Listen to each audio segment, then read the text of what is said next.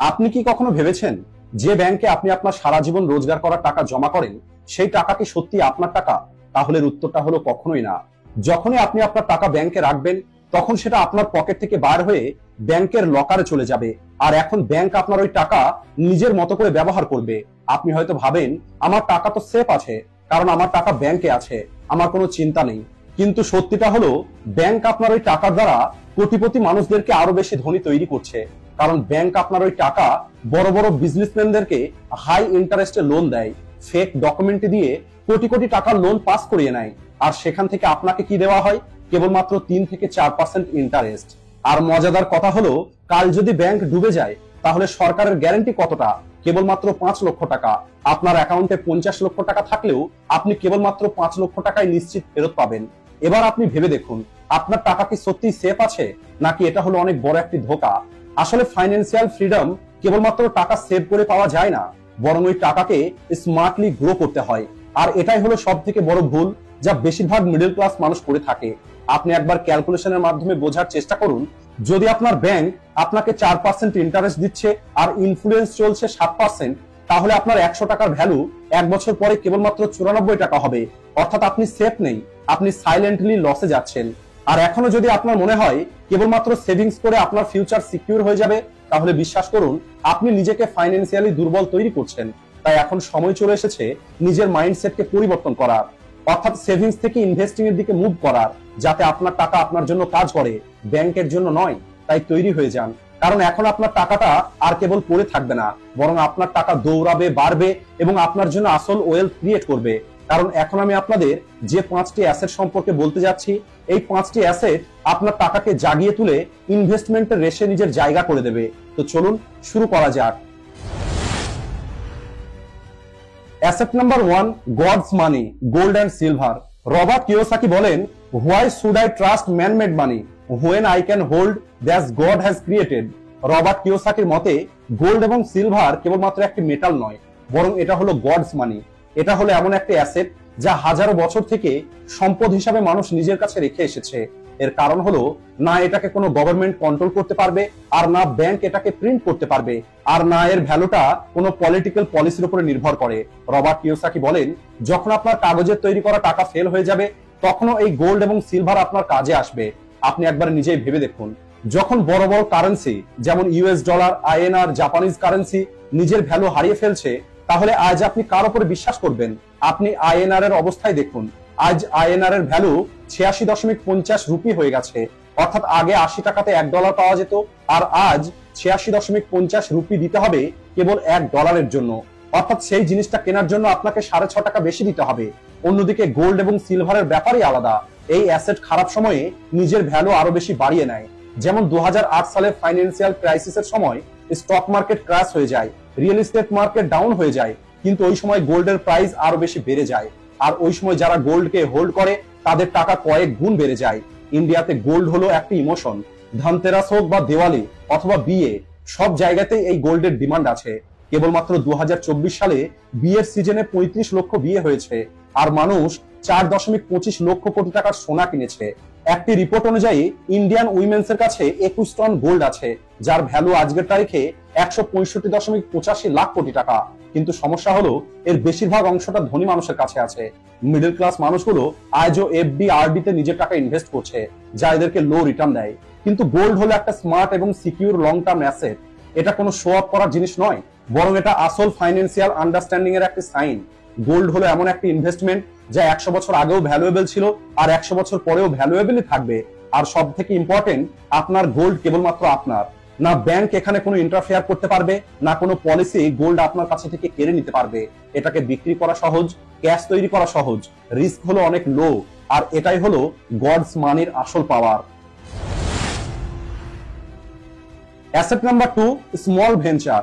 যখন আমরা আমাদের ফাইন্যান্সিয়াল জার্নি শুরু করি, তখন বেশিরভাগ মানুষ তাদের স্যালারি এবং সেভিংস এর মধ্যে আটকে যায়। কিন্তু সত্যি বলতে, কেবলমাত্র সেভিংস দিয়ে কোনো মানুষ ধনী হতে পারবে না। সেভিংস হলো কেবলমাত্র সার্ভাইভাল করার জন্য, ওয়েলথ ক্রিয়েশনের জন্য নয়। রিয়েল ওয়েলথ তখনই তৈরি হবে যখন আপনার কাছে এমন অ্যাসেট থাকবে যা আপনাকে ছাড়াও টাকা রোজগার করবে। আর এমন একটি অ্যাসেট হলো স্মল ভেঞ্চার।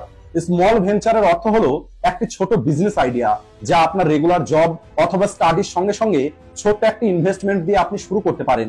এই ভেঞ্চার আপনাকে ফাইন্যান্সিয়াল সাপোর্টও দেবে এবং এন্টারপ্রেনিউর মাইন্ডসেট ডেভেলপ করতে সাহায্য করবে। আজকের তারিখে লো ইনভেস্টমেন্ট এবং হাই রিটার্নের সব থেকে ভালো ফর্মুলা হলো স্মল ভেঞ্চার। এখানে না কেবল আপনি টাকা রোজগার করতে পারবেন, বরং আপনি এখান থেকে শিখতে পারবেন রিস্ক নেওয়া, কাস্টমার হ্যান্ডেল করা, প্রফিট লসকে বোঝা এবং বিজনেস প্ল্যানিং করা। চলুন এখানে আমি আপনাদের একটি ছোট্ট রিয়েল লাইফ এক্সাম্পল দিই।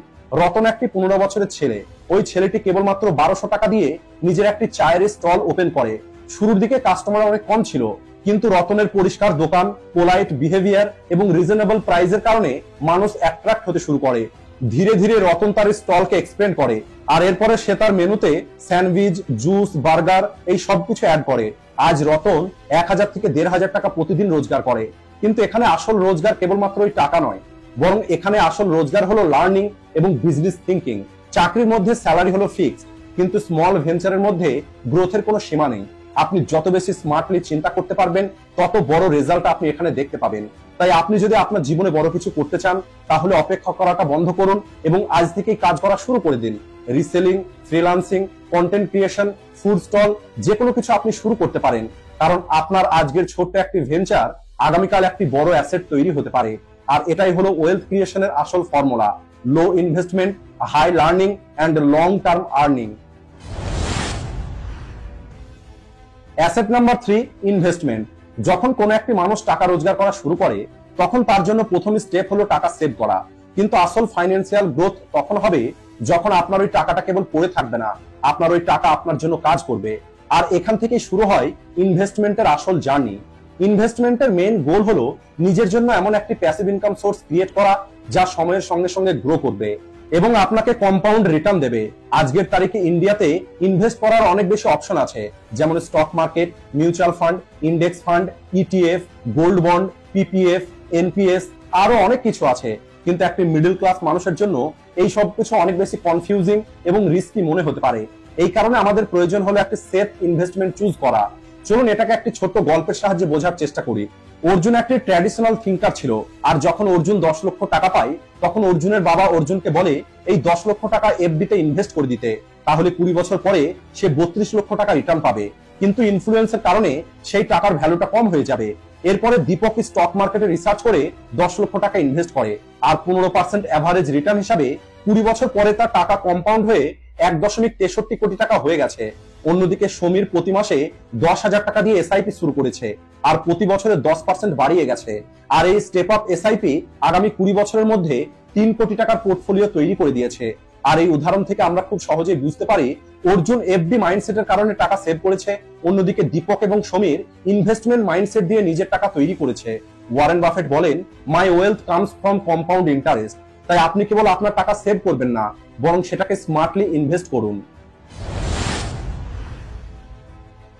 Asset number 4, intellectual property. এতক্ষণ পর্যন্ত আমি আপনাদের যে সমস্ত অ্যাসেট সম্পর্কে বললাম, যেগুলো আপনি তৈরি করতে পারবেন, কিনতে পারবেন অথবা অন্য কারোর কাছে থেকে নিতে পারবেন, কিন্তু এখন আমি কথা বলবো এমন একটা অ্যাসেট সম্পর্কে যা মার্কেটে আপনি কিনতে পারবেন না, এটা আপনি কারোর কাছে থেকে নিতে পারবেন না। এটা হলো এমন একটি অ্যাসেট যেটা কেবলমাত্র আপনার থিঙ্কিং, আপনার ক্রিয়েটিভ আইডিয়া থেকে তৈরি হবে, আর এটাকে বলা হয় ইন্টেলেকচুয়াল প্রপার্টি অর্থাৎ আইপি। ইন্টেলেকচুয়াল প্রপার্টি হলো এমন একটি ফাইন্যান্সিয়াল অ্যাসেট যা যদি একবার ক্রিয়েট করতে পারেন, তাহলে এটা আপনাকে সারা জীবন টাকা রোজগার করে দিতে পারে। এটা হলো সেই অ্যাসেট যা আপনার পরিশ্রমকে ইনকামে পরিণত করবে। আর এর জন্য প্রয়োজন একটি নতুন চিন্তা, একটু ক্রিয়েটিভিটি এবং অল্প ইনোভেশন। আইপি হলো এমন একটি টুল যার সাহায্যে আপনি আপনার কন্টেন্টকে লিগ্যাল প্রোটেকশন দিতে পারেন। যদি আপনি কোনো ইউনিক জিনিস তৈরি করেন, সেটা কোনো প্রোডাক্ট হতে পারে, ব্র্যান্ড নেম হতে পারে, ট্যাগলাইন হতে পারে অথবা ডিজিটাল ক্রিয়েশন, তাহলে আপনি তার ওনারশিপ নিতে পারেন। আর আজ ইন্ডিয়াতে মানুষ এই আইপির ইম্পর্টেন্সটা বুঝতে শুরু করেছে। কেবলমাত্র 2024 সালে 1.5 লক্ষ নতুন স্টার্টআপ রেজিস্টার হয়েছে, যার মধ্যে অনেকেই আইপি বেস আইডিয়ার উপরে কাজ করছে। তাই যদি আপনি চান একবার পরিশ্রম করে বারবার টাকা রোজগার করতে, তাহলে আপনাকে ইন্টেলেকচুয়াল প্রপার্টি ক্রিয়েট করতে হবে। ইন্টেলেকচুয়াল প্রপার্টি কেবলমাত্র একটা আইডিয়া নয়, বরং এটা আপনার লাইফ টাইম টাকা রোজগার করার একটি machine. Asset number 5, second hand market. একবার ভেবে দেখুন, ওই পুরনো বাইক যেটা কারোর গ্যারেজে পড়ে আছে, সেটা কারোর জন্য একটি ড্রিম হতে পারে, অথবা আপনার ওই পুরনো স্মার্টফোন যেটা কারোর জন্য একটি ড্রিম স্মার্টফোন হতে পারে। আর এটাই হলো সেকেন্ড হ্যান্ড মার্কেটের আসল পাওয়ার। আজকাল প্রতিটা মানুষ কম পয়সায় ভালো জিনিস পেতে চায়, আর এই মাইন্ডসেটটাই ক্রিয়েট করছে ইন্ডিয়াতে রিসেল রিভলিউশন।